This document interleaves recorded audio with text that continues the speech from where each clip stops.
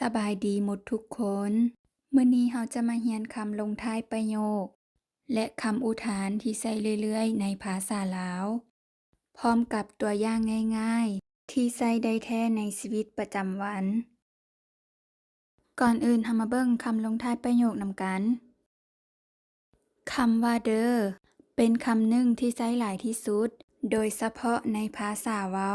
เฮ็ดให้สำเนียงเว้าม่วน และเป็นกันเอง ใช้เว้าได้กับทุกคน หมู่เพื่อน ครอบครัว และผู้ใหญ่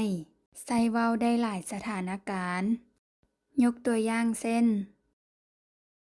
ใช้ในประโยคบอกเล่า ไปก่อนเด้อ ไปก่อนเด้อ ใช้ในประโยคชักชวน กินข้าวนำกันเด้อ กินข้าวนำกันเด้อ ใช้ในตอนที่ห้ามหรือเตือน ห้ามลืมเด้อ ห้ามลืมเด้อ ระวังรถเด้อ ระวังรถเด้อ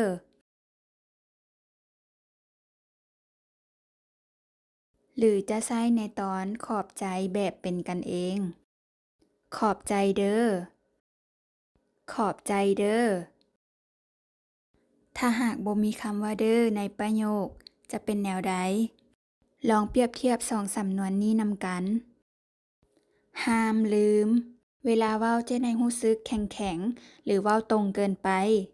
ห้ามลืมเด้อเช่นให้รู้สึกฟังแบบนุ่มนวลและเป็นกันเอง นอกจากคำว่าเด้อยังมีอีกคำหนึ่งที่ใช้คล้ายคือกันก็คือคำว่าเน้อ ขอบใจเด้อ ขอบใจเน้อ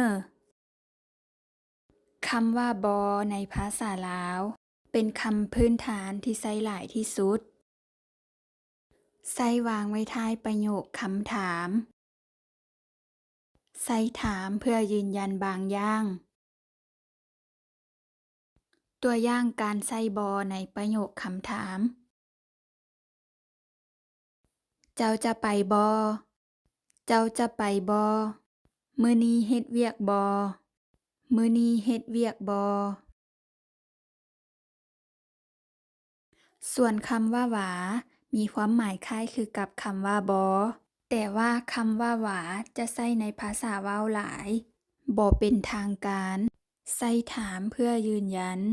หรือสอบถามแบบเสียงนุ่มนวล ยกตัวอย่างเช่น กินข้าวแล้วหวา กินข้าวแล้วหวา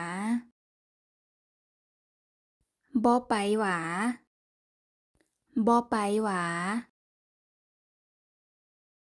เฮ็ดแล้วละหวา เฮ็ดแล้วละหวา เห็นแล้วหวา เห็นแล้วหวา โดยส่วนหลายคนนครหลวงเวียงจันทน์ค่อนข้างจะใช้คำว่าหวาหลายกว่าภาคอื่น คำว่านิและนิใช้วางไว้ท้ายประโยคเพื่อถามในสิ่งที่หากก็เว้าไปเมื่อกี้ จะมีความหมายใกล้เคียงกับภาษาเกาหลีคำว่าอิเน จิโอ ตัวอย่างบทสนทนา มีนาเว้าว่า อ้ายกัญญาเป็นหมอ อ้ายกัญญาเป็นหมอแท้นี่ บางครั้งและนี่ยังสามารถใช้ในตอนที่เราสงสัยหรือยังบ่แน่ใจ รูปนี้ถ่ายอยู่ลาว ตอนใดละนี่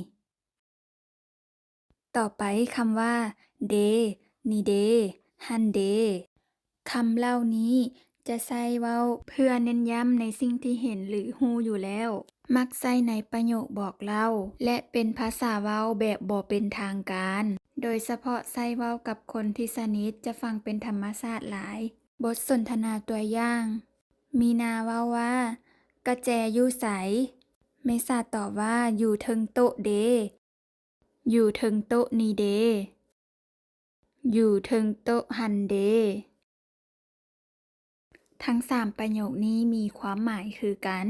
ความหมายใกล้เคียงกับคำว่า คอกิอิจานา ในภาษาเกาหลี คำอุทานใช้เพื่อแสดงความยินดี ความตื่นตกใจ ความสมเสย ความอีดูตนสงสาร